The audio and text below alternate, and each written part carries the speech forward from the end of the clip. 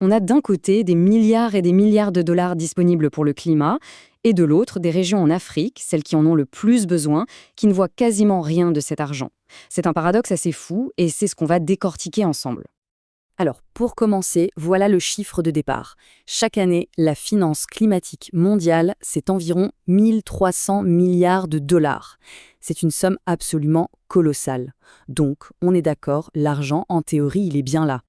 Mais sur cette montagne d'argent, quelle est la part qui arrive vraiment jusqu'en Afrique subsaharienne? Moins de 2%. Oui, moins de 2%.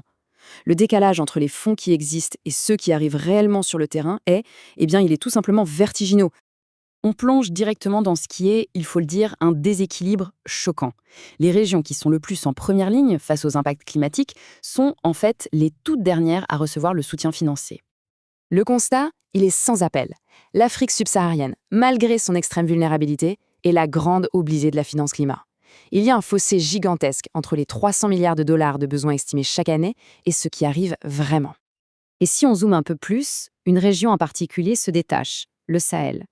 Là-bas, c'est un véritable concentré de risques climatiques. Tout s'additionne, tout se renforce. La sécheresse, le manque d'eau, l'insécurité alimentaire. Ça crée une situation d'urgence qui est quasi permanente. Ce graphique, il parle de lui-même, c'est très clair. Même à l'intérieur du continent africain, le Sahel, qui est vraiment en première ligne, reçoit moins de 10% des financements climatiques. La zone la plus à risque est donc la plus négligée. Et ça nous amène au cœur de notre analyse, ce fameux paradoxe des 30 milliards de dollars. Cette somme, qui correspond aux besoins annuels du Sahel, elle cache un véritable mystère. La question qu'on doit se poser est donc essentielle. Si la vulnérabilité est maximale et les besoins sont criants, qu'est-ce qui bloque les investissements? Pourquoi est-ce que ce flux d'argent si vital n'arrive tout simplement pas à destination? Et le plus incroyable dans tout ça, c'est le rendement potentiel. Chaque dollar qui serait investi dans l'adaptation climatique au Sahel pourrait générer entre 4 et 10 dollars de bénéfices socio-économiques. Autrement dit, investir là-bas, ce n'est pas une dépense, c'est extraordinairement rentable pour la société. Voilà, donc le paradoxe, posé noir sur blanc. D'un côté, une des régions les plus exposées au monde, où l'impact de chaque dollar investi serait maximal. Et de l'autre, c'est l'une des moins financées. C'est une contradiction totale. Alors, où est le blocage? Qu'est-ce qui coince? Eh bien, la réponse est assez surprenante. Le vrai problème, le goulot d'étranglement, ce n'est pas le manque d'argent, c'est le manque de projets qui sont prêts à être financés. Et là, on touche à un point crucial. Il faut comprendre ce que veut dire un projet bancable. Les grands bailleurs de fonds, ils ne financent pas des idées, même si elles sont excellentes, non.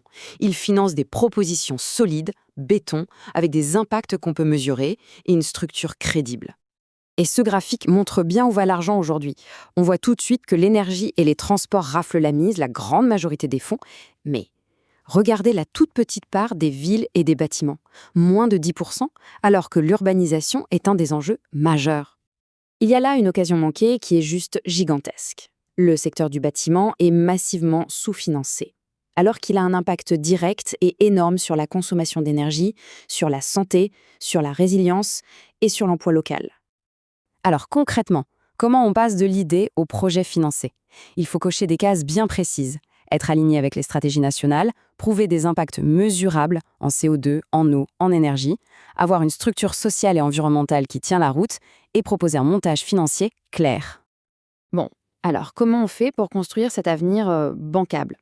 La solution se dessine en fait en 3 grandes étapes, 3 clés pour enfin débloquer ces investissements. Au cœur de cette solution, il y a un actif très stratégique et très concret, le bâtiment durable certifié. C'est un point d'entrée parfait, tangible, pour monter des projets qui, justement, cochent toutes les cases que les investisseurs attendent. Et ce tableau illustre parfaitement pourquoi. Un projet de bâtiment durable, ça offre des réductions qui sont mesurables, qui sont significatives en énergie, en eau, en carbone. Ces chiffres, c'est exactement ce que les financeurs climat veulent voir. C'est direct, c'est quantifiable et donc c'est éligible. Très concrètement, voilà la marche à suivre.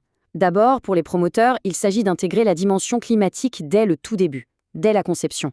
Ensuite, pour les banques, de créer des produits financiers spécifiques, des lignes de crédit vertes.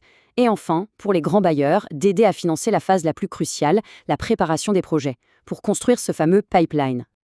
Le message à retenir, au fond, c'est celui-ci.